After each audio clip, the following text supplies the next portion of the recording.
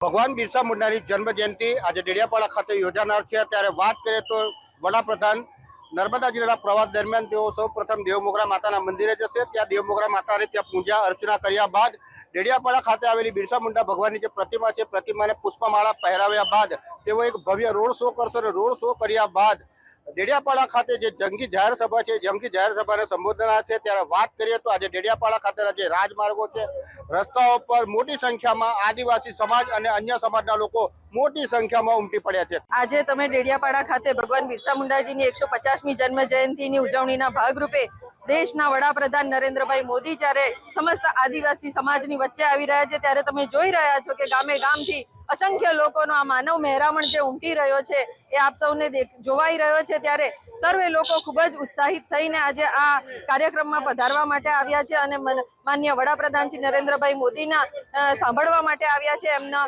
લોકોનો ઉત્સાહ અને લોકોનો પ્રેમ, આજે વડાપ્રધાન પ્રત્યે જે લાગણી છે એને લઈને આજે સર્વે લોકો ખૂબ જ ઉત્સાહભેર આજે જોડાઈ રહ્યા છે। ત્યારે આજે આ ઐતિહાસિક ક્ષણના સાક્ષી બનવા માટે અમે પણ બધા સર્વે લોકો અહીંયા જોડાયા છે।